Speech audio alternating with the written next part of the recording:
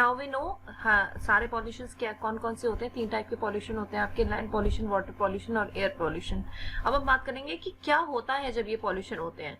जैसे land pollution होता है तो फिर हमारा क्या होता है, बहुत सारी डिसीज होती हैं, जैसे डिसेंट्री, कॉलेरा, टाइफाइड, ये सारी डिसीज क्रिएट होती हैं। और इसकी वजह से जो हमारी कह सकते हैं कि जो लेस लैंड है वो अवेलेबल है फॉरेस्ट के लिए, फार्म्स के लिए और होम्स के लिए। दूसरा वाटर पॉल्यूशन होता है तो क्या होता है, डिसीज क्रिएट होती हैं जैसे कि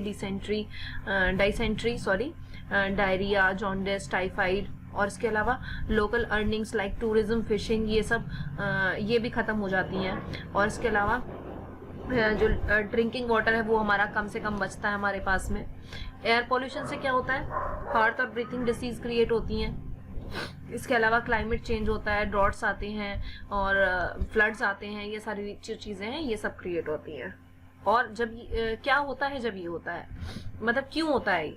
अब हम बात करेंगे कि व्हाई डज इट हैपन, क्यों होता है ये। कटिंग डाउन फॉरेस्ट, हम अगर लैंड पॉल्यूशन की बात करें तो लैंड पॉल्यूशन जो है हमारा वो फॉरेस्ट को कट करने की वजह से, हार्मफुल पेस्टिसाइड्स और फर्टिलाइजर्स यूज करने की वजह से, माइनिंग और हैवी कंस्ट्रक्शन की वजह से, release of sewage, toilet waste और फैक्ट्रीज के वेस्ट की वजह से।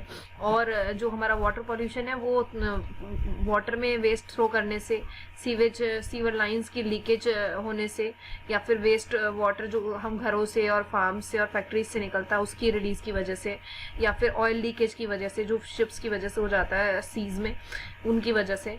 ऐसा ही air pollution burning of fuels की वजह से, स्मोक जो ट्रैफिक की वजह से जनरेट होता है उसकी वजह से, या फिर वेस्ट को बर्न करने से, जो क्रॉप्स का जो बर्न वेस्ट होता है उसकी वजह से, और पेस्टिसाइड्स और फर्टिलाइजर्स की वजह से, स्मोक की वजह से फैक्ट्रीज के, और कंस्ट्रक्शन के डस्ट की वजह से, ये सारी रीजंस होते हैं। इसके बाद कैसे इनको प्रिवेंट किया जा सकता है। एक तो हम लैंड पॉल्यूशन की बात करें तो हम कम वेस्ट रिड्यूस करें, सेग्रीगेट करें वेस्ट को कि ये वेट वेस्ट है, ये ड्राई वेस्ट है, प्लांट करें trees, more to more plant trees, adopt natural organic method use करें फार्मिंग के, और नेचुरल मेथड यूज करें, बायोडिग्रेडेबल आइटम्स यूज करें। इसी तरीके से अगर वाटर पॉल्यूशन को कम करना है तो वाटर बॉडीज में वेस्ट को थ्रो ना करें, केमिकल्स को थ्रो ना करें, मेडिसिन को, ऑयल्स को थ्रो ना करें। इसके अलावा पेस्टिसाइड्स और फर्टिलाइजर्स का यूज कम से कम करें, और सीवेज का प्रॉपर ट्रीटमेंट करें, सीवेज के जो लीक होती है, लीकेज होती है उसको हटाने के लिए। और इसके अलावा फैक्ट्री वेस्ट को पानी में ना डालें, वाटर को वाइजली यूज करें, बहुत ज्यादा वाटर वेस्टेज ना करें। इसी तरीके से एनर्जी के लिए रिसोर्सेज को, मतलब रिन्यूएबल रिसोर्सेज को यूज जो करें हम बहुत इफिशिएंटली करें। अगर हमें एयर पॉल्यूशन से बचना है, पॉल्यूट व्हीकल्स को अवॉइड करें, बर्निंग वेस्ट करना कम करें। और इसके अलावा जो हम पेस्टिसाइड्स और फर्टिलाइजर्स यूज कर रहे हैं जो जिसकी वजह से बहुत सारे गैस रिलीज होती है, हार्मफुल गैस, उसको यूज करना कम करें। तो ये सारे जो तरीके हैं इनसे हम प्रिवेंट कर सकते हैं। अब हम बात करते हैं क्लाइमेट चेंज की। देखो क्लाइमेट चेंज के बारे में अगर मैं बात करूं तो इसके लिए एक बहुत अच्छा एग्जांपल है आपके पास में। जब भी हम किसी कार के अंदर और बस के अंदर बैठे होते हैं, और अगर हम उस कार को या बस को एक ओपन एरिया में पार्क कर दें सन के नीचे, और विंडोज उसकी क्लोज कर दें बहुत देर के लिए, तो आपको उसमें कैसा फील होगा, उसमें बहुत ज्यादा हॉटर फील होगा, और इस तरीके से मतलब एक तरह से दम घुटने जैसा फील होगा, बहुत ज्यादा सफोकेटेड फील होगा। तो ये क्यों होता है, क्योंकि हीटेड एयर जो होती है वो ब्लॉक हो जाती है अंदर, इसकी वजह से ऐसा होता है। ऐसा सेम हमारी अर्थ के साथ हो रहा है। अर्थ में जो है वो फॉसिल फ्यूल्स की बर्निंग की वजह से जो हमारी हीटेड एयर है वो ब्लॉक हो गई है, जो बर्निंग हुई है उसकी वजह से। तो ये जो गैस है ट्रैप कर रही है अर्थ को, और अर्थ को एक तरह से मतलब हीट कर रही है। तो ये इसकी वजह से ग्लोबल वार्मिंग जनरेट हो रही है, जिसकी वजह से ग्रीन हाउस इफेक्ट आ रहा है। तो ये सारी जो रीजन है ये क्लाइमेट चेंज के रीजन है। तो फॉरेस्ट जो है वो मेन मैकेनिज्म होती है कार्बन डाइऑक्साइड को इनहेल करने में और ऑक्सीजन को एक्सहेल करने में, क्योंकि ह्यूमन बीइंग का जो है एक तरह से नेचर है ऑक्सीजन को इनहेल करना और कार्बन डाइऑक्साइड को एक्सहेल करना। तो फॉरेस्ट का मेन मैकेनिज्म होता है कार्बन डाइऑक्साइड को इनहेल करना और ऑक्सीजन को एक्सहेल करना। तो फॉरेस्ट जो है इसमें एक बहुत मेन रोल प्ले करते हैं इस सब चीज में। अगर जितनी ज्यादा ऑक्सीजन अवेलेबल होगी एनवायरनमेंट में ह्यूमन बीइंग के लिए, उतना ज्यादा अच्छा होगा, अर्थ भी उतनी कम सफोकेटेड होगी। तो ये जो है जो लॉस है जो फॉरेस्ट का, ये बहुत ज़्यादा एक तरह से कार्बन डाइऑक्साइड का जो है रिलीज बढ़ा रहा है एनवायरनमेंट में, और उसकी वजह से ग्रीन हाउस इफेक्ट बढ़ रहा है। तो कुछ ग्रीन हाउस की गैसेस जो होती हैं वो नेचुरल भी आकर होती हैं, उसमें जैसे सपोज आपकी डिकम्पोजिशन होती है किसी भी वेस्ट की, उसकी वजह से गैस अकर होती हैं, वो भी क्लाइमेट के ऊपर अफेक्ट करती हैं, उसकी वजह से ग्रीन हाउस इफेक्ट होता है। तो ग्रीन हाउस की जो गैसेस होती हैं वो कौन सी हैं, जो नेचुरली और ह्यूमन एक्टिविटी से जनरेट होती हैं। तो CO2 है, मीथेन है, NO2 और नाइट्रोजन ऑक्साइड और नेचुरल रिसोर्सेज, वो सब ये गैसेज हैं जो ग्रीन हाउस गैसेज हम जिनको बोलते हैं। और कुछ ग्रीन हाउस गैसेज हैं जो कि नेचुरल सोर्सेज से नहीं होती हैं, जो साइड प्रोडक्ट्स से होती हैं, जैसे इंडस्ट्रियल प्रोसेस और मैन्युफैक्चर्ड प्रोसेस होते हैं ह्यूमन प्रोडक्ट के, जैसे cleaning agent, refrigerants, electronic insulators, ये सारी जो चीज़ें होती हैं उनकी वजह से ये गैसेज जनरेट होती हैं। कार्बन डाइऑक्साइड जो है वो हमारे एटमॉस्फेयर में आके मतलब ये जो हमारा एनवायरनमेंट है उसको एक तरह से बहुत अफेक्ट करता है और हमारे एनवायरनमेंट को बहुत हार्मफुल बना देता है। तो कार्बन डाइऑक्साइड जो है हमारे जो अर्थ पे है वो इस टाइम 31% तक बढ़ चुका है पहले के कंपैरिजन में। तो इसकी वजह जो हमारी हीट है वो अर्थ जो है हमारी वो हीट की वजह से ट्रैप हो गई, एक तरह से अर्थ पे जो हीट सफोकेटेड एनवायरनमेंट है वो बढ़ चुका है, और उसकी वजह से क्लाइमेट जो चेंज हो रहा है और क्लाइमेट पे बहुत अलग अलग से असर आ रहे हैं। जैसे कि कई बार क्लाइमेट बहुत ज़्यादा गर्मी हो जाती है, कई बार बहुत ज़्यादा ठंड हो जाती है, कई बार बहुत ज़्यादा बारिश हो जाती है, कई बार फ्लड्स आते हैं, कई बार कुछ हो जाता है। तो वो सारे रीज़न है हमारे क्लाइमेट चेंज के। अब इसके अलावा हार्मफुल रेडिएशन क्या होती है? हार्मफुल रेडिएशन, एटमॉस्फेयर जो है हमें जो एटमॉस्फेयर है जो प्रोटेक्ट कर रहा है हमें हार्मफुल रेडिएशन से फ्रॉम सन की, वो उस लेयर को हम क्या बोलते हैं? उस लेयर को हम बोलते हैं ओजोन लेयर। ये है एक ओजोन नाम की गैस है जिससे ये लेयर बनती है, ये हमें हार्मफुल रेडिएशन से बचाती है, और ये हार्मफुल रेडिएशन सन से जनरेट होती है। केमिकल्स जो हम पेस्टिसाइड्स यूज कर रहे हैं, जो हम क्लीनिंग केमिकल्स यूज कर रहे हैं, उसका ओजोन लेयर पे बहुत इफेक्ट हो रहा है, और उसकी वजह से जो है ओजोन लेयर जो है आपकी हल्की होती जा रही है, और जो हार्मफुल रेडिएशंस है वो ओजोन लेयर को पार करके अर्थ तक आ रही है। तो वो अर्थ में आने की वजह से जो अर्थ का जो एनवायरनमेंट है वो खराब हो चुका है। आप ये मान लो कि हार्मफुल रेडिएशन की वजह से जो ओजोन लेयर उसमें होल हो चुके हैं, और होल जो है वो ज़्यादातर जो बीमारियां हैं उसके कारण है, जैसे स्किन कैंसर वगैरह, इन सब के कारण है। इसके अलावा बात करेंगे नेचुरल डिजास्टर्स की। नेचुरल डिजास्टर्स कौन कौन से होते हैं? जैसे फ्लड्स होते हैं, अर्थक्वेक्स होते हैं, लैंडस्लाइड्स, स्टॉर्म्स, और ये सारे नेचुरल डिजास्टर्स हैं। अब हम एनवायरनमेंट को कैसे सेव कर सकते हैं? हम क्या कर सकते हैं एनवायरनमेंट को सेव करने के लिए? देखो, सबसे पहले तो एजुकेट होना बहुत ज़रूरी है, क्योंकि जब तक हमें पता नहीं होगा कि एनवायरनमेंट में क्या क्या चीज़ें, किन किन चीज़ों से एनवायरनमेंट बना है और किन किन चीज़ों से हमें उसे प्रोटेक्ट करना है, किन किन चीज़ों का ध्यान रखना है, तब तक हम कैसे अपने एनवायरनमेंट को प्रोटेक्ट कर पाएंगे। तो इसलिए पहली चीज़ तो एजुकेट करना एनवायरनमेंट के बारे में कि एनवायरनमेंट क्या है, एनवायरनमेंट कैसे उसका काम होता है, कौन कौन सी गैसेज होती हैं, कौन कौन से रिसोर्सेज होते हैं, कौन कौन से नॉन रिन्यूएबल रिसोर्सेज हमारे पास अवेलेबल हैं, कौन कौन से रिन्यूएबल रिसोर्सेज हमारे पास अवेलेबल हैं, उन सब के बारे में एजुकेट करना। दूसरी चीज़, हम अपने नॉलेज को, अपने स्किल्स को एनवायरनमेंट को सेव करने में यूज़ कर सकते हैं एज अ रिस्पॉन्सिबल सिटीजन। उसके लिए हम यहाँ पे कुछ पॉइंट्स बता रहे हैं, वो पॉइंट्स आप ध्यान से सुनिए। सबसे पहला पॉइंट है जो मैंने अभी आपको बताया, learning about the environment. Environment के बारे में आपको पता होना चाहिए, एनवायरनमेंट कैसे काम करता है, किन किन चीज़ों से सराउंडेड है, और कौन कौन से मेन इशू हैं हमारे जिन्हें हमें रिजॉल्व करना है। इसके अलावा learning through the environment, environment से भी हम बहुत सारी चीज़ें, एनवायरनमेंट हमें बहुत सारी चीज़ें सिखाता है। जैसे आप जो सपोज आप एनवायरनमेंट की बात करो, आप अपने क्लासरूम के अंदर के एनवायरनमेंट और बाहर के एनवायरनमेंट से बहुत सारी चीज़ें सीखते हो, तो बिल्कुल इसी तरीके से ये एक लर्निंग प्रोसेस है जो हमें बहुत सारी चीज़ें सिखाती है, जैसे observation, hands on experience, learning by doing, problem solving, ये सारी चीज़ें हमें मिलती हैं एनवायरनमेंट से सीखने के लिए। इसके अलावा लर्निंग फॉर द एनवायरनमेंट, हमें एनवायरनमेंट के लिए लर्न करना है। लर्निंग फॉर द एनवायरनमेंट का मतलब होता है कि it aims at the development of N informed response and responsibility towards the environment, यानी कि हमें एनवायरनमेंट के लिए क्या करना है उसके लिए हमें लर्निंग करनी है, हमें किस तरीके से एनवायरनमेंट को सेव करना है उसके लिए हमें लर्निंग करनी है। तो हमने यहाँ 3 पॉइंट स्टडी करे। हमने पहला था लर्निंग अबाउट द एनवायरनमेंट, हमें एनवायरनमेंट के बारे में पता होना चाहिए, हमें एनवायरनमेंट से सीखना है। Second point learning through the environment, और तीसरी चीज़ हो गई लर्निंग फॉर द एनवायरनमेंट, यानी किस तरह से हम एनवायरनमेंट को सेव करें उसके लिए हमें लर्न करना है। अब यहाँ पे बात आती है रिड्यूस, रीयूज और रिसाइकिल की। 3 चीजें हैं जो हम अपने एनवायरनमेंट को सेव करने के लिए यूज कर सकते हैं। इनमें सबसे पहला, ये एक मॉडर्न कंसेप्ट है मॉडर्न वेस्ट मैनेजमेंट का। इसका सबसे पहला जो पॉइंट है that is reduce. Do not use what you don't need. आपको वो चीज की जरूरत जिसकी नहीं है उसको आप यूज ही मत करो। उसके लिए जिसके बिना आपका काम चल सकता है उस काम को करो। आप अननेसेसरी आइटम्स को शॉप मत करो। ऐसी चीजों को खरीदो जो आपके बहुत ज्यादा जरूरत के लिए हो और जिसमें पैकेजिंग कम से कम हो। हमेशा ये चीज ध्यान रखनी चाहिए कि प्लास्टिक कैरी बैग्स को नहीं यूज करना चाहिए, अवॉइड करना चाहिए। डिस्पोजेबल आइटम्स यूज करने चाहिए और मिनिमल पैकेजिंग होनी चाहिए हर चीज की। इसके अलावा अपने रीयूजेबल क्लॉथ आपको यूज करने चाहिए हर बार, जिसे आप बार बार यूज कर सको, रीयूज कर सको। ठीक है, तो ये आपका रिड्यूस हो गया। उसके बाद रीयूज से हमारा यही मतलब है कि जो मटेरियल आप यूज करते हो उस मटेरियल को ऐसे यूज करो ताकि वो मटेरियल बार बार यूज हो। जैसे कि हम सपोज एक शर्ट की बात करते हैं, हम शर्ट पहनते हैं तो शर्ट का पहले हम पहनने में यूज करें, पहले हम बाहर जाते हैं हम तब हम उसको ओकेजनली उस शर्ट को पहनने में यूज करें, फिर उस शर्ट को हम घर पे रेगुलर यूज करें, फिर हम उस शर्ट का कुछ और यूज कर लें, जैसे उसे पिलो कवर बना लें या कुछ उससे पोछा बना लें, रग्स बना लें, कुछ डस्टिंग क्लॉथ बना लें। तो ये सारी चीजें करके हम रीयूज कर सकते हैं और रीयूज करने की वजह से जो चीजें हैं वो कम आपकी एक तरह से एनवायरनमेंट में पॉल्यूशन क्रिएट करती हैं। तीसरी चीज हो गई आपकी रिसाइकलिंग।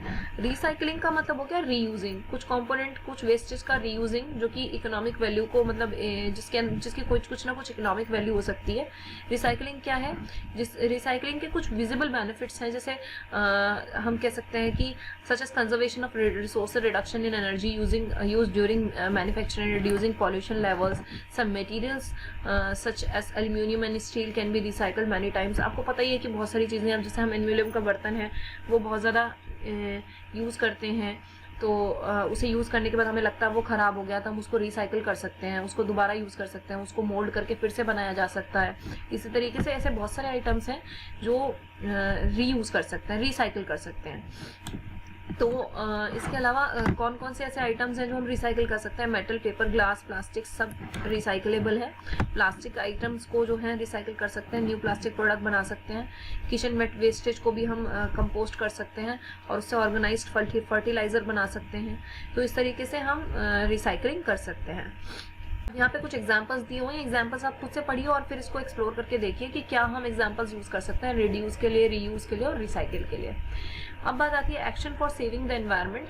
हम क्या क्या एक्शंस कर सकते हैं अपने एनवायरनमेंट को सेव करने के लिए? पहली चीज़, हमें कुछ चीज़ें अवॉइड करनी है, कुछ चीज़ें प्रेफर करनी है। जैसे एयर पॉल्यूशन के लिए हमें बर्निंग मटेरियल्स को अवॉइड करना है, जैसे बर्निंग व्हीट और राइस स्ट्रॉ, जो हम एग्रीकल्चर फील्ड में ज़्यादातर अपने फार्मर्स को देखते हैं कि वो लोग करते हैं, तो उसे हमें अवॉइड करना है। और प्रेफर क्या करना है?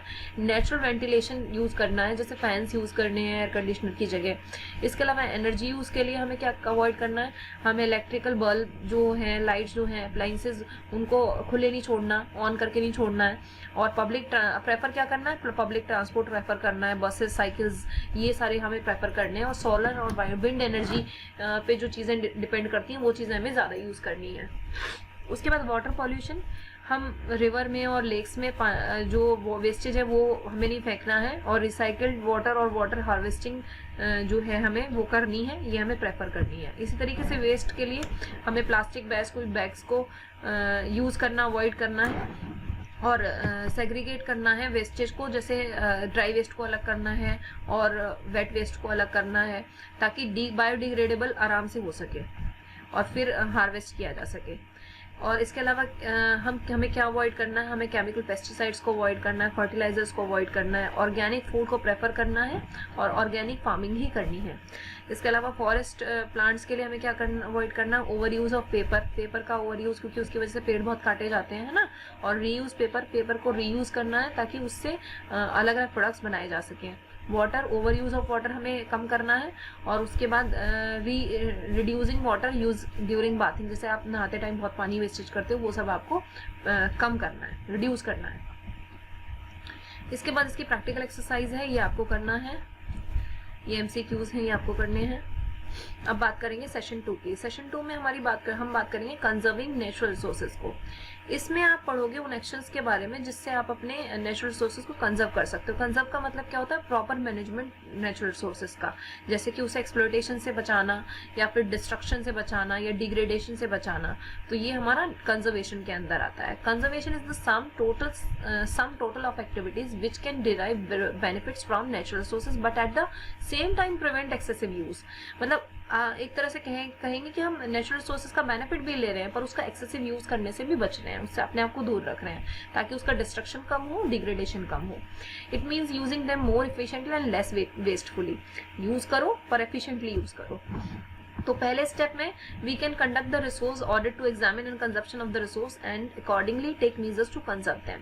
For example, for energy use audit we can examine the use of air conditioner system, ventilation system, light system, energy entry of sunlight into room और बिल्डिंग। तो ये सारी चीजें हैं जिन्हें हम मतलब एक तरह से हम कह सकते हैं कंजर्वेट कर सकते हैं, कंजर्वेशन कर सकते हैं जिनकी हम। इसके बाद we can plan energy saving measures such as cleaning the dust from the tubelights to get more light. ये चीज़ आपको पता ही है कि हम ट्यूबलाइट्स को क्लीन करके ज़्यादा एनर्जी मतलब ज़्यादा एक लाइट उससे पा सकते हैं। Regular servicing and maintenance of home appliances का ज़्यादा रेगुलर सर्विसिंग होना चाहिए। हम जब ज़रूरत ना हो लाइट बंद हो जानी चाहिए, डिवाइसेस को जब यूज़ ना कर रहे हो तब आप उनको स्विच ऑफ कर दो। तो एनर्जी कंजर्वेशन का कम से कम कंजर्वेशन होना चाहिए ताकि जो चीज़ें हैं वो हमारे भी काम आए और हमारी फ्यूचर जनरेशन के भी काम आए। तो इस तरह से फॉसिल फ्यूल, मनी और सभी काम सेव कर सकते हैं। अब सॉइल कंजर्वेशन क्या होता है? सॉइल कंजर्वेशन का मतलब कि आप सॉइल की इरोजन क्वालिटी को चेक करो और उसके बाद में उसकी फर्टिलिटी को इम्प्रूव करो। किन मेथड्स को यूज करके, जो हम अभी डिस्कस करने वाले हैं। जैसे एक पहली चीज maintenance of soil fertility. Fertility maintain कर सकते हैं हम मैन्योर से, फर्टिलाइजर्स से और क्रॉप्स की रोटेशन से। रोटेशन का मतलब हो गया कि आप जैसे ना अभी सपोज रबी की फसल उगा रहे हो तो आप फिर बाद में सपोज मतलब ऐसा नहीं है कि आप अब जैसे सपोज गन्ना उगा रहे हैं, ईख उगा रहे हैं तो ईख उगाते रहेंगे तो उससे फर्टिलिटी कम होती है सॉइल की। आप उसमें ना चेंजेस करते रहो, रोटेशन करते रहो, कभी कोई क्रॉप ग्रो करो, कभी दूसरी क्रॉप ग्रो करो, इस तरीके से। दूसरी चीज कंट्रोल ऑन ग्रेजिंग। ग्रेजिंग पे कंट्रोल होना चाहिए, सिर्फ एक ही कुछ स्पेसिफिक एरियाज हैं जहाँ पे अलाउ होना चाहिए ग्रेजिंग। उसके बाद रिफॉरेस्टेशन। रिफॉरेस्टेशन का मतलब आप जानते हो कि ट्रीज को प्लांट करना दोबारा से और इस तरह से मतलब दोबारा फॉरेस्ट को बढ़ावा देना, वो आपका रिफॉरेस्टेशन हो गया। टेरेसिंग का मतलब होगा divide a slope into several flat fields to control rapid run off water. एक मतलब एक तरह से आप ये कह दोगे ये ज्यादातर हिली एरियाज में किया जाता है जिससे आप पानी को ना रोक सको। पानी को मतलब एक तरह से वो एक तरह से वेस्टेज ना हो, उसे वेस्टेज होने से रोक सको। उसके बाद कंटोर प्लगिंग। प्लगिंग क्या होता है? एक तरह से आप ये कहोगे वाटर को ट्रैप करने के लिए और पानी को रोक के रखने के लिए, रेन वाटर को रोक के रखने के लिए इस तरीके से प्लगिंग करना ताकि मतलब जो क्रॉप्स हैं उसमें आपका वो पानी यूज किया जा सके। Next is water conservation. Water conservation का मतलब पानी को बचाना और उसको फिर किस तरीके से बचाया जा सकता है उसके मेथड्स हम यहाँ पे डिस्कस करने वाले हैं। पहली चीज growing vegetation in the catchment areas. Catchment areas के बारे में मैं आपको बता देती हूँ सॉरी। कैचमेंट एरियाज क्या है? कैचमेंट एरियाज वो एरियाज होते हैं जिनमें हम पानी को होल्ड करके रखते हैं और होल्ड करके रखने की वजह से वो क्या होता है, उसे आप बाद में यूज कर सकते हो और वो सॉइल की फर्टिलिटी को भी बढ़ाते हैं। पानी अगर होल्ड करके रखते हैं किसी स्पेसिफिक एरिया पे तो सॉइल की फर्टिलिटी को बढ़ाते हैं। तो ऐसे ये करना। दूसरा चीज constructing dams and reservoirs to regulate supply of water of the fields. Dams create करना और फील्ड्स को ताकि रेगुलर वाटर की सप्लाई मिल सके। और इसके अलावा सीवेज को ट्रीट करना, सीवेज अगर लीक हो रहे हैं उनको ठीक करना, उनमें क्लियर वाटर रिलीज होना चाहिए, बस उसमें कोई कूड़ा वेस्टेज जो गार्बेज है वो सब रिलीज नहीं होना चाहिए, इंडस्ट्रियल वेस्ट रिलीज नहीं होना चाहिए। और इंडस्ट्रियल वेस्ट में भी प्रिवेंट करना है केमिकल्स को, थर्मल पॉल्यूशन को, इस तरीके से को वाटर में डलने से हटाना मतलब प्रिवेंट करना है। इसके अलावा judicious use of water in day to day life. इसका मतलब यही हो गया कि आप पानी का तरीके से यूज करो। आप ये नहीं मतलब पानी को वेस्टेज करो। आपको अगर एक बाल्टी के पानी की जरूरत है नहाने के लिए तो सिर्फ एक ही बाल्टी का यूज करो। रेन वाटर हार्वेस्टिंग का मतलब यही हो गया कि आप जो पानी, बारिश का पानी होता है, उसको इकट्ठा करो और बाद में उसको इकट्ठा करने के बाद में उस पानी का यूसेज करो जब आप वो करते हो, सब जब खेतों में पानी की जरूरत होती है उस टाइम पे, तब उस टाइम पे आपका रेन वाटर बहुत हेल्प करता है और ये एक तरह से ग्राउंड वाटर को रिचार्ज करता है, तो ये बहुत हेल्प करता है आपके सॉइल की फर्टिलिटी में। इसके बाद watershed which is a single unit of land which is water drainage system include soil and water management for developing vegetative cover in the area. Watershed के बारे में आपको पता लगी गया, ये सिंगल यूनिट होती है लैंड की जिसमें वाटर ड्रेनेज सिस्टम अप्लाई किया जाता है ताकि सॉइल और वाटर दोनों का मैनेजमेंट किया जा सके। इसके बाद एनर्जी कंजर्वेशन। हम बहुत ज़्यादा नॉन रिन्यूएबल एनर्जी रिसोर्सेज को यूज़ करते हैं, तो क्योंकि आपको पता है, मैं ऑलरेडी बता चुकी हूँ कि रिसोर्सेज लिमिटेड है, तो हमें इन्हें बहुत कम से कम यूज़ करना है, जितनी ज़रूरत हो उतना ही यूज़ करना है ताकि हम आगे की जनरेशन के लिए सेव कर पाएँ। तो क्या क्या हम वेज अपना सकते हैं, वो वेज आप लोग यहाँ पे स्टडी कर लीजिए। आपको ये कुछ 6-7 तरीके बताए हुए हैं जिससे आप अपने एनर्जी को कंजर्व कर सकते हो। इसके बाद फूड कंजर्व हम कैसे कर सकते हैं। Food conserve and storage have been practice in feed mankind in times of storage. बहुत सारे लोग ऐसे हैं जो कि खाने की कमी की वजह से बहुत अफेक्ट होते हैं, उनको उनकी लाइफ अफेक्ट होती है, वो उनको टाइम पे दिन में एक बार खाना भी नहीं मिलता। तो हमें ना अपने फूड को कुछ इस तरीके से स्टोर करना चाहिए, जैसे बच गया खाना तो उसको रेफ्रिजरेटर्स में स्टोर कर लो, उसके बाद में फिर उसे दोबारा यूज़ कर लो। लेकिन हमेशा खाना लिमिटेड अमाउंट में ही बनना चाहिए ताकि उसे उसी टाइम पे यूज़ किया जा सके, क्योंकि रेफ्रिजरेटर्स में रखने से या फिर इस तरह से इन सब चीज़ों में रखने से भी क्या होता है, एक मतलब आप ये कह सकते हो कि खाना फ्रेश नहीं रहता या फिर उसमें बैक्टीरियाज भी जनरेट हो जाते हैं। और खाने को हम प्रिजर्व कर सकते हैं अलग अलग तरीके से, अलग अलग मेथड से, हार्मफुल बैक्टीरिया से बचाने के लिए और माइक्रो ऑर्गेनिज्म से बचाने के लिए। इसके अलावा फॉरेस्ट कंजर्वेशन का मतलब हो गया रिटेंशन ऑफ एग्जिस्टिंग फॉरेस्ट और नए फॉरेस्ट को क्रिएट करना, तो उसके लिए प्लांटिंग करना ट्रीज़ की, और उसमें स्टेट और लोकल अथॉरिटीज़ इंक्लूड हो सकती हैं, पार्टिसिपेशन हो सकता है उनका, ताकि फॉरेस्ट को ज़्यादा से ज़्यादा लगाया जा सके, क्योंकि फॉरेस्ट हमारी लाइफ में बहुत इंपॉर्टेंट रोल प्ले करते हैं। Now next session 3 sustainable development and green economy. Sustainable development के बारे में मैंने शुरू में जब आपको चैप्टर स्टार्ट किया था तभी मैंने आपको सस्टेनेबल मैनर बताया था, जो स्ट्रैटेजी हमारे इकोनॉमिक डेवलपमेंट पे हेल्प करे, हमारी और साथ साथ हमारे जो ह्यूमन नीड्स हैं उनको भी पूरा करे, और साथ साथ फ्यूचर की जनरेशन के लिए भी वो रिसोर्सेज को छोड़ के जाए, मतलब फ्यूचर की जनरेशन भी हमारे जैसे उन रिसोर्सेज को यूज़ कर पाए और साथ साथ इकोनॉमिक डेवलपमेंट भी हो, हमारी नीड्स भी पूरी हों। तो ऐसी डेवलपमेंट को हम कहते हैं सस्टेनेबल डेवलपमेंट। इस तरीके से उस डेवलपमेंट को प्लान करना कि वो डेवलपमेंट आपके लिए भी काम आए और आपकी फ्यूचर जनरेशन के लिए भी काम आए, वो होता है आपका सस्टेनेबल डेवलपमेंट। तो वो ग्रीन इकोनॉमी से किस तरीके से जुड़ा हुआ है वो हम यहाँ पर देखेंगे अभी। तो ये ही हमारा सस्टेनेबल डेवलपमेंट है। सस्टेनेबल डेवलपमेंट को 1987 में world commission on environment and development ने क्रिएट किया था, और इस डेवलपमेंट के अंदर बहुत सारी जो मैं आपको एक इसकी स्टैंडर्ड डेफिनेशन है वो मैं आपको बता चुकी हूँ। Defined as development that meets the needs of the present without compromising the ability of future generation to meet their own needs. तो ये इसकी एक बेसिक डेफिनेशन है जो मैं आपको ऑलरेडी सिंपल वर्ड्स में करके समझा चुकी हूँ, और इसका मतलब यही होता है कि इस तरीके के मेथड्स को यूज़ करना जो कि आपकी नीड्स को भी पूरा कर दें और आपकी जो आगे की जनरेशन है उनके लिए भी रिसोर्सेज को छोड़ें। तो जैसे कि ऑर्गेनिक फार्मिंग करके हम ये काम कर सकते हैं। ऑर्गेनिक फार्मिंग से आप अपनी पेस्टिसाइड्स और ये जो फर्टिलाइजर्स हैं इनका कम से कम यूज़ करके अपनी अपनी क्रॉप्स हैं उनको ग्रो कर सकते हो और उनको अफेक्ट होने से, उनके हार्मफुल अफेक्शन से भी उन्हें बचा सकते। सस्टेनेबल डेवलपमेंट होता क्या है ये भी मैंने आपको ऑलरेडी बता दिया है। Sustainability is the development that has satisfied the needs of the present without compromising the capacity of future generation. Sustainable development में क्या क्या चीज़ें इंक्लूड होती हैं वो मैं आपको बता देती हूँ fast. Reducing excessive use of resources and enhancing resource conservation, यानी ये एक्सेसिव यूज रिसोर्सेज का ये इसको रिड्यूस करता है। इसके अलावा रिसाइकलिंग और रीयूज को मतलब एक तरह से एनहांस करता है। Scientific management of renewable resources को रिन्यू करने के लिए साइंटिफिक मैनेजमेंट का यूज़ करना, जैसे स्पेशली बायो रिसोर्सेज का।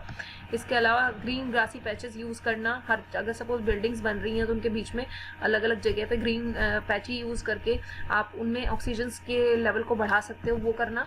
मोर फ्रेंडली मटेरियल को, यूज़र फ्रेंडली मतलब एक तरह से कह सकते हो एनवायरनमेंट फ्रेंडली चीज़ों को यूज़ करना, मटेरियल्स को यूज़ करना, बायोडिग्रेडेबल मटेरियल को यूज़ करना, टेक्नोलॉजी ऐसी यूज़ करना जो आपके एनवायरनमेंट फ्रेंडली हो और जिसका एनवायरनमेंट पे बहुत बेकार इफेक्ट ना पड़े। तो ये हमारे सारे होते हैं। इसके बाद हमारे गोल्स आ जाते हैं। गोल्स हम कहते हैं SDG गोल्स, जिन्हें जो 17 गोल्स हैं और जो डिफाइन किए हैं यूनाइटेड नेशन ने 2015 में, और इनका एजेंडा था 2030 तक कि ये कंप्लीट हो जाएं। ये गोल्स के अंदर क्या क्या चीज़ें थी, इन गोल्स के अंदर कुछ स्पेसिफिक गोल्स थे, जैसे पॉवर्टी को हटाना और एक तरह से एजुकेशन को बढ़ावा देना, और ये कह सकते हैं कि हंगर जो फैली हुई है उसको ख़त्म करना, क्लीननेस को बढ़ावा देना। ये सारे गोल्स कुछ इसके अंदर कवर्ड थे। तो वो गोल्स क्या क्या हैं वो आपको 10th क्लास में पढ़ने के लिए मिलेंगे अच्छे से डेप्थ में। अब इसके बाद बात करते हैं हम ग्रीन ग्रोथ। ये जो ग्रीन ग्रोथ का कंसेप्ट है ये इसलिए आया था क्योंकि इकोनॉमिक ग्रोथ को बढ़ावा देना था, इकोनॉमिक ग्रोथ करनी थी। इकोनॉमिक ग्रोथ की वजह से ग्रीन ग्रोथ को लाया गया। The ministry of environment, forest and climate change, government of India ने रिकॉग्नाइज किया ग्रीन ग्रोथ को अपने विजन में। वहाँ उन्होंने बताया कि पॉवर्टी के साथ साथ ग्रीन ग्रोथ भी उतना ही बड़ा फोकल पॉइंट है हमारी इकोनॉमी के लिए। तो ये जो ग्रीन ग्रोथ है एक तरह से हमारी इकोनॉमी से जुड़ा हुआ है। अब बात आती है ग्रीन इकोनॉमी की। जो ग्रीन इकोनॉमी है उसे पहली बार 1989 में लेके आया गया था। गवर्नमेंट ऑफ यूनाइटेड किंगडम ने इसको इन्वेंट किया था। ग्रीन इकोनॉमी को यूनेप ने डिफाइन किया था कि ये एक तरह से इम्प्रूव करेगी ह्यूमन वेलबींग को, ग्रीन इकोनॉमी, और दूसरा सोशल इक्विटी को भी, और साथ साथ एनवायरनमेंट के रिस्क को भी कम करेगी और इकोलॉजिकल कैपेसिटीज को भी। ये एक लो कार्बन रिसोर्स एफिशिएंट और सोशली इंक्लूसिव टेक्निक है। जिस ग्रीन इकोनॉमी जो है एक सिस्टम है जिससे इकोनॉमिक ग्रोथ जो है वो बढ़ेगी, साथ साथ एनवायरनमेंट की भी हेल्प होगी। क्योंकि हमने देखा है कुछ इकोनॉमिक ग्रोथ के हमने तरीके आज तक क्या देखे हैं, फैक्ट्रीज को बिल्ड करना, केमिकल्स को यूज़ करना क्रॉप्स के लिए, जो कि एनवायरनमेंट के लिए बहुत हार्मफुल है। लेकिन कुछ ऐसे तरीके हैं जिससे हम एनवायरनमेंट को सेव करके और बहुत ज़्यादा फर्टिलाइजर्स का यूज़ ना करके और इकोनॉमी का हार्म भी ना करके हम एनवायरनमेंट को भी सेव कर सकते हैं और इकोनॉमी को भी सेव कर सकते हैं। क्योंकि आपको पता है कि दोनों ही इंपॉर्टेंट पार्ट हैं सोसाइटी के। एनवायरनमेंट को भी सेफ रखना बहुत ज़रूरी है और साथ साथ इकोनॉमी को भी बिल्डअप करना बहुत ज़रूरी है, क्योंकि इकोनॉमिक पे ही आपकी लाइफ लिविंग डिपेंड करती है। तो लोगों के बीच में एक अवेयरनेस क्रिएट करनी, जैसे कि सपोज़ अगर मैं बात करूं फार्मर्स की, तो फार्मर्स को अवेयर करना कि ऑर्गेनिक फार्मिंग करें, ताकि जो पेस्टिसाइड्स वो यूज़ कर रहे हैं फार्मिंग में और उसकी वजह से जो लोगों की हेल्थ पे असर पड़ रहा है वो कितना ज़्यादा डेंजरस है, वो उनको बताना, उनको अवेयर करना, उनको ग्रीन प्रोडक्ट्स बनाने के लिए या ग्रीन प्रोडक्ट्स को यूज़ करने के लिए लोगों को अवेयर करना, ताकि ऐसी इंडस्ट्री लगाई जा सकें जिससे ग्रीन प्रोडक्ट्स डेवलप हो। और ग्रीन प्रोडक्ट्स तो आपको पता है कि एक तरह से इकोनॉमी को भी ग्रोथ करते हैं और साथ साथ आपके एनवायरनमेंट को भी कम से कम नुकसान पहुँचाते हैं। अब कंपोनेंट्स कौन कौन से हैं ग्रीन इकोनॉमी के? सबसे पहला कंपोनेंट जो है ग्रीन इकोनॉमी का वो है रिन्यूएबल एनर्जी। रिन्यूएबल एनर्जी तो मैंने आपको ऑलरेडी बताया था इस चैप्टर में पहले भी। रिन्यूएबल रिसोर्सेज कौन कौन से होते हैं? विंड है, वाटर है, सन, अर्थ, बायोमास, ये सब क्या है? ये लार्ज क्वांटिटीज़ में अवेलेबल हैं और इनकी वजह से लेस पॉल्यूशन होता है। तो टॉप 10 कंट्रीज़ हैं वो रिन्यूएबल एनर्जीज़ को यूज़ करके, सोलर को, विंड को और बायोमास को यूज़ करके ही डेवलपमेंट कर रही हैं। इसके बाद ग्रीन बिल्डिंग वो बिल्डिंग होती है जिसमें एनवायरनमेंट का नुकसान भी कम हो, साथ साथ कंस्ट्रक्शन और ऑपरेशन भी हो, और इसमें ज़्यादातर एनर्जी, वाटर और जो अदर रिसोर्सेज हैं उनका वाइजली यूज़ किया जाता है और मिनिमम वेस्ट किया जाता है। इसी तरीके से सस्टेनेबल ट्रांसपोर्ट की बात करें, सस्टेनेबल का मतलब तो मैं आपको बता ही चुकी हूँ, जो इकोनॉमी के लिए भी अच्छा होता है और साथ साथ फ्यूचर के एनवायरनमेंट के फ्यूचर के लिए भी अच्छा होता है, वो सस्टेनेबल होता है। तो सस्टेनेबल ट्रांसपोर्ट क्या है? It is a type of transport which cost less, help more people to move quickly and cause less और no damage to the environment. इस तरह के ट्रांसपोर्ट को हम लोग सस्टेनेबल ट्रांसपोर्ट कहते हैं। आफ्टर दैट वाटर मैनेजमेंट का मतलब कि आप वाटर पॉल्यूशन को अवॉइड करो और वाटर को कम से कम वेस्ट करो और एक तरह से वाटर को रिसाइकिल करो अलग अलग पर्पस के लिए, बहुत ज़्यादा पानी का यूज़ किए बिना, और जो पानी यूज़ हो गया उसको भी रिसाइकिल करो प्लांट्स वगैरह में देके, तो वो वाटर मैनेजमेंट है। आफ्टर दैट वेस्ट मैनेजमेंट का मतलब कि बहुत सारे रिसोर्सेज का एक तरह से आप कहोगे लॉस और बहुत सारे पॉल्यूशन का इंक्रीज़ होना लैंड में, वाटर में और एयर में, और आप इस चीज़ को प्रिवेंट कर सकते हो कैसे? अपने वेस्ट को सेपरेट करके, जिसे ऊपर 3 मेथड्स बताए हुए हैं, रिड्यूस, रीयूज़ और रिसाइकिल। मैंने मेथड्स आपके साथ डिस्कस किए थे जो कि वेस्ट मैनेजमेंट को, वेस्ट को मैनेज करने में बहुत हेल्प करते हैं। After that land management. Land आपको पता है किसके लिए यूज़ होती है? फार्मिंग के लिए, फॉरेस्ट के लिए, फैक्ट्रीज़ के लिए, होम्स के लिए, रोड्स के लिए। तो हमारी ग्रीन इकोनॉमी में लैंड मैनेजमेंट को कुछ इस तरीके से दिखाया हुआ है कि लैंड को मैनेज इस तरीके से किया जाए कि उससे एनवायरनमेंट का कम से कम नुकसान हो और लैंड को एक प्रॉपर तरीके से यूज़ किया जा सके इन सब पर्पज़ के लिए। इसके बाद ग्रीन इकोनॉमी को जो हम कह सकते हैं अदर वर्ड्स में कि ग्रीन इकोनॉमी क्या है, वो लेस रिसोर्सेज को यूज़ करती है, और ग्रीन इकोनॉमी में हम लेस पॉल्यूशन कॉज करते हैं और ज़्यादा से ज़्यादा ग्रोथ प्रोवाइड करते हैं सभी के लिए। तो वही चीज़ ग्रीन इकोनॉमी है। Now we will talk about skill development for green economy, यानी एक ग्रीन इकोनॉमी के लिए किस किस स्किल डेवलपमेंट की ज़रूरत है। जैसे कि हमें पता ही है कि इंडिया के सामने जो की चैलेंजेस हैं वो हैं किस तरीके से बढ़ती पॉपुलेशन के अकॉर्डिंग हमें फूड्स की, एनर्जी की, वाटर की और जो अदर एसेंशियल गुड्स और सर्विसेज हैं उनकी सप्लाई पूरी की जाए। तो उसके लिए स्किल का डेवलपमेंट होना बहुत ज़रूरी है, उन स्किल्स का डेवलपमेंट होना बहुत ज़रूरी है जो कि ग्रीन जॉब्स प्रोवाइड करें, यानी जो ग्रीन इकोनॉमी को सपोर्ट करें। तो ऐसे कौन से स्किल्स हैं, जैसे कि मैं एक एग्जांपल के तौर पे बताऊं कि अगर हम एक ग्रीन जॉब की बात करते हैं तो जो ग्रीन स्किल्स हैं, ऐसे स्किल्स डेवलप करना जिससे, अगर हम ऑर्गेनिक फार्मिंग की बात करते हैं तो ऑर्गेनिक फार्मर को पता होना चाहिए, नॉलेज होनी चाहिए ऐसे स्किल्स के बारे में जिससे वो अपनी ऑर्गेनिकली अपनी क्रॉप्स को ग्रो कर पाए। इसी तरीके से सोलर टेक्नीशियन और इंजीनियर्स को नॉलेज होनी चाहिए ताकि वो डिज़ाइन और इंस्टॉलेशन और मेंटेनेंस सोलर पैनल की और अप्लाइंसेस की इस तरीके से कर पाएँ जो ग्रीन इकोनॉमी को सपोर्ट करे।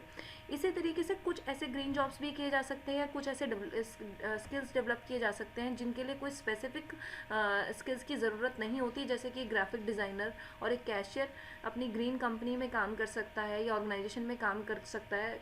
ऐसे मतलब वो डायरेक्टली नहीं, इनडायरेक्टली काम कर रहा है, वो कंट्रीब्यूट कर रहा है एक तरीके से ग्रीन इकोनॉमी की डेवलपमेंट में, ऐसी जगह पे काम करके, ऐसी कंपनी में काम करके जो ग्रीन इकोनॉमी को सपोर्ट करती है। तो ऐसे जगह पे हमें बहुत कुछ खास स्किल डेवलपमेंट की ज़रूरत नहीं है। अब हम बात करेंगे ग्रीन स्किल्स की।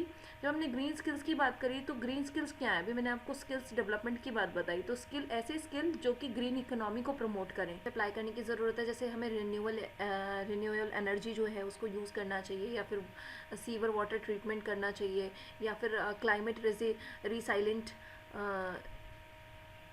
सिटीज़ क्रिएट करनी चाहिए, या फिर ग्रीन कंस्ट्रक्शन करना चाहिए, सॉलिड वेस्ट मैनेजमेंट में। तो इन सब जगहों में, इन सब एरियाज़ में हमें इन स्किल्स का यूज़ करना है। The green skills agreement defines skills for sustainability as skills for sustainability also known as green skills. तो यानी कि एक स्टैंडर्ड डेफिनेशन हम यहाँ पे डिफाइन कर रहे हैं, जो ग्रीन स्किल एग्रीमेंट डिफाइन करता है स्किल्स फॉर सस्टेनेबिलिटी। अभी हमने सस्टेनेबल डेवलपमेंट की बात करी थी, तो सस्टेनेबल डेवलपमेंट करने के लिए जिन स्किल्स की ज़रूरत है वो ही हमारे ग्रीन स्किल्स हैं। तो ये एक तरीके से आप कह सकते हो स्टैंडर्ड डेफिनेशन है ग्रीन स्किल्स की। अब हम बात करेंगे कुछ ऐसे एरियाज़ की जिसमें ग्रीन स्किल्स कंट्रीब्यूट कर रहा है सस्टेनेबल डेवलपमेंट करने में। जैसे कि नंबर 1 है आपका रिन्यूएबल एनर्जीज़ को यूज़ करके, दूसरा आपका वाटर एंड वेस्ट मैनेजमेंट मतलब मैनेजमेंट करके, तीसरा आपका रेन वाटर हार्वेस्टिंग करके, फोर्थ कंजर्विंग एनर्जी यानी एनर्जी को कंजर्व करके, पॉल्यूशन को रिड्यूस करके आपका जो ग्रीन स्किल्स है वो सस्टेनेबल डेवलपमेंट में हेल्प कर पा रहा है। Green skills is crucial for making a transition from energy and emission intensive economy to cleaner and greener production and service. It also prepares people for green job that contribute to preserving or restoring the quality of the environment. ये मैं आपसे already discuss कर चुकी हूँ कि किस तरीके से ग्रीन जॉब से आप अपने एनवायरनमेंट की क्वालिटीज़ को एक तरह से इन्हांस कर सकते हो या इम्प्रूव कर सकते हो। और इसके लिए बहुत सारी टेक्नोलॉजीज़ अभी डेवलप हो भी गई हैं जो कि ग्रीन इकोनॉमी को सपोर्ट करती हैं और ग्रीन स्किल्स को ही डेवलप करके सस्टेनेबल डेवलपमेंट करने में हेल्प करती हैं। जैसे कि इसमें कुछ एग्जांपल्स दिए, solar light, solar cooker, solar water heater, ये सारी जो चीज़ें हैं ये इस तरह के एग्जांपल्स हैं। इसके अलावा सोलर पैनल का इंस्टॉलेशन और अप्लाइंसेस जो इंजीनियर्स ने अब बनाए हैं जो सोलर पैनल से रिलेटेड हैं वो सब। और इसके अलावा कुछ ट्रेनिंग प्रोग्राम्स जो वोकेशनल ट्रेनिंग प्रोग्राम्स हैं उनका भी मेन फोकस है ग्रीन स्किल्स डेवलप करना, सॉफ्ट ग्रीन स्किल्स डेवलप करना, जो कि एक तरह से कंट्रीब्यूट करें आपके एनवायरनमेंट को प्रिजर्व करने में और रिस्टोर करने में, उसकी क्वालिटी को, एनवायरमेंटल क्वालिटी को प्रिजर्व करने में, स्टोर करने में, ताकि सस्टेनेबल फ्यूचर एक डेवलप किया जा सके और ऐसी जॉब्स क्रिएट की जा सके जो आपके सिस्टम को, जो आपके एनवायरनमेंट को प्रोटेक्ट कर पाएँ। इसके बाद the national skill development mission which was officially launched by government of India in 2015। National skill development mission को गवर्नमेंट ऑफ इंडिया ने 2015 में एक तरह से लॉन्च किया था। It is developed to create convergence across sectors and states in the terms of skill training activities including green skills. ये इसलिए डेवलप किया गया था ताकि पूरे अलग अलग सेक्टर्स जो हैं उनमें ग्रीन स्किल्स को बढ़ावा दिया जा सके और कुछ ऐसी ट्रेनिंग एक्टिविटीज़ बनाई जा सके जिससे लोग इसके बारे में अवेयर हों, ग्रीन स्किल्स के बारे में अवेयर हों। The knowledge and skills that may be needed bye managing resource and supporting efficiency have summarised in table 5.8। अब यहाँ पे कुछ नॉलेज और स्किल्स जो कि ज़रूरी हैं रिसोर्सेज को मैनेज करने के लिए और एफिशिएंसी देने के लिए, वो यहाँ पे इस टेबल में बताए हुए हैं। जैसे सबसे पहले मैनेज नेचुरल रिसोर्सेज, उसके लिए हमें क्या क्या नॉलेज होनी चाहिए और किस किस स्किल की ज़रूरत है। जैसे अगर हम एक डिस्कस कर लेते हैं यहाँ पे, नेचुरल रिसोर्सेज को मैनेज करने के लिए हमें एनवायरमेंटल इम्पैक्ट को एक्सेस करना मतलब पता होना चाहिए। To design and adopt technologies that help in reducing the consumption of natural resources. हमें ऐसी टेक्नोलॉजी को डिज़ाइन और अडॉप्ट करना है जो कि हेल्प करें नेचुरल रिसोर्सेज को कम से कम मतलब यूज़ करने में और ज़्यादा से ज़्यादा आउटपुट देने में। To understand legislation and guidelines for sustainable utilization of resources, मतलब उन रूल्स एंड रेगुलेशंस को जो एक तरह से जो न्यायिक प्रक्रिया है और जो पूरी गाइडलाइंस हैं जो सब कुछ दी हुई हैं किसके लिए, सस्टेनेबल के लिए, सस्टेनेबल डेवलपमेंट के लिए जो दी हुई हैं उनको समझना, तभी हम ये सारी नेचुरल रिसोर्सेज को मैनेज कर सकते हैं। इसी तरीके से इस टेबल में हर एक पर्पस के लिए यहाँ पे नॉलेज और स्किल्स बताए हुए हैं जो कि ग्रीन इकोनॉमी को सपोर्ट करते हैं। A green job is employment in any industry that contribute to preserving or restoring environmental quality in that sector and allowing for sustainable development। जैसे मैंने आपको बताया कि ग्रीन जॉब क्या है, ग्रीन जॉब एक एम्प्लॉयमेंट है किसी भी इंडस्ट्री में जो कि एनवायरनमेंट को प्रिजर्व करता है, रिस्टोर करता है और एनवायरनमेंट क्वालिटी को सेक्टर में बढ़ाता है और सस्टेनेबल डेवलपमेंट को अलाउ करता है, यानी कि सस्टेनेबल डेवलपमेंट अप्लाई करने में हेल्प करता है, वो होता है green job. It includes jobs that help protect ecosystem and biodiversity and reduce energy, material and water consumption through high efficiency strategies। अब हम बात करेंगे ग्रीन जॉब जो है हमारी, वो किसी भी सेक्टर में हो सकती है, एग्रीकल्चर में हो सकती है, मैन्युफैक्चरिंग में हो सकती है, रिसर्च एंड डेवलपमेंट एक्टिविटीज़ में हो सकती है। कुछ ऐसे सेक्टर्स हैं हमारे जिसमें जो ग्रीन जॉब्स को मतलब जिसमें ग्रीन जॉब्स ऑलरेडी अप्लाइड हो रही हैं या फिर जिसके अंदर पोटेंशियल है ग्रीन जॉब्स को अप्लाई करने का। तो उसमें सबसे पहले मैंने आपको बताया था, जैसे पहले भी एग्जांपल के तौर पे एग्रीकल्चर, जिसके अंदर ऑर्गेनिक फार्मिंग की जा सकती है, वाटरशेड मैनेजमेंट किया जा सकता है, रेन वाटर हार्वेस्टिंग की जा सकती है, इन एरियाज़ में काम किया जा सकता है। और ग्रीन जॉब यहाँ पर कौन कौन सी हो सकती हैं, जैसे कि water quality technician, rain water harvesting professional and technicians, solar pump technicians, green house और poly house professionals and technicians. इसी तरीके से जो दूसरा सेक्टर है वो हमारा कंस्ट्रक्शन है। कंस्ट्रक्शन में कौन से एरियाज़ हैं, प्लानिंग है, डिज़ाइनिंग है और मैन्युफैक्चरिंग है, एनर्जी का, एफिशिएंट लाइटिंग अप्लाइंसेस और इक्विपमेंट्स हैं, इस तरीके से और बहुत सारे हैं। और इसमें ग्रीन जॉब्स कौन कौन सी हो सकती हैं, ग्रीन बिल्डर्स हो सकते हैं, ग्रीन डिज़ाइन प्रोफेशनल्स हो सकते हैं, ग्रीन वर्कर्स हो सकते हैं। सेम एनर्जी एक सेक्टर हो सकता है, एनर्जी के अंदर ये फील्ड्स हो सकती हैं और ये इस तरह की ग्रीन जॉब्स आपकी हो सकती है एनर्जी के अंदर। ऐसे ही फॉरेस्ट्री एक सेक्टर हो सकता है, फॉरेस्ट्री के अंदर ये एरियाज़ हो सकते हैं और इन एरियाज़ के अंदर ये जो आपका जॉब्स हैं ग्रीन जॉब्स, नेचुरल साइंटिस्ट की जॉब जो हैं वो हो सकती हैं। सेम मैन्युफैक्चरिंग आपका सेक्टर है और मैन्युफैक्चरिंग सेक्टर में जिन फील्ड्स पे ग्रीन जॉब का काम हो सकता है वो पॉल्यूशन कंट्रोल, एनर्जी एफिशिएंसी, ये सब है। और जो ग्रीन जॉब्स हो सकती हैं वो रिसाइकलर, मतलब एक रिसाइकलर के लिए एक ग्रीन जॉब अप्लाई हो सकती है। इसी तरीके से रिटेल सेक्टर है greener products and specially target green stores, ये एक एरिया या फील्ड हो सकती है। और ग्रीन जॉब हो सकती है green sale person, accountants, cashiers, sale associates etcetera.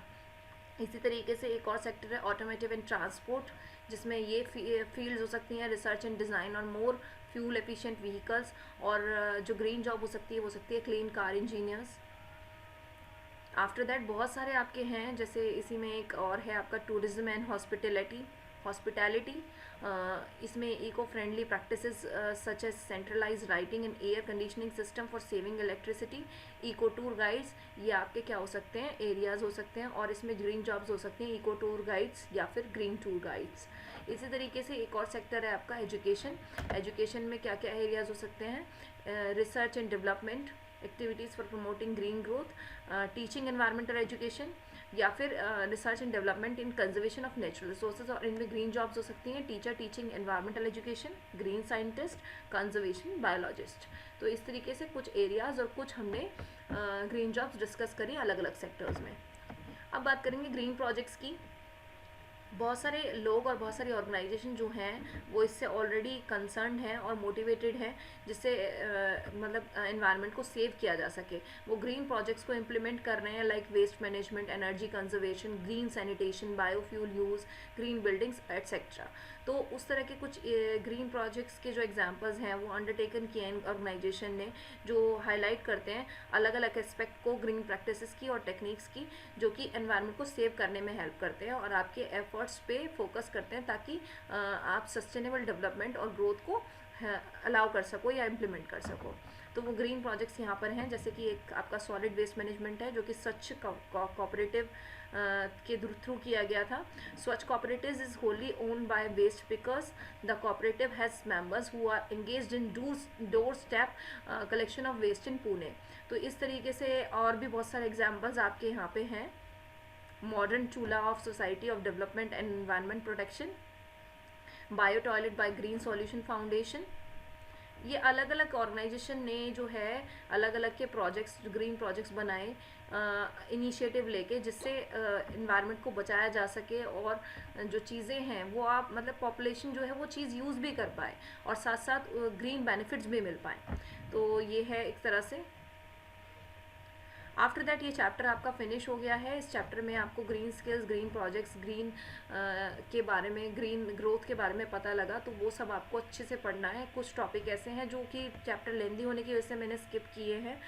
वो जो चैप्टर्स मतलब वो जो पार्ट है वो पार्ट आपको खुद से स्टडी करना है। आई थिंक मैंने ऑलमोस्ट पार्ट कवर कर लिया है। So thank you very much.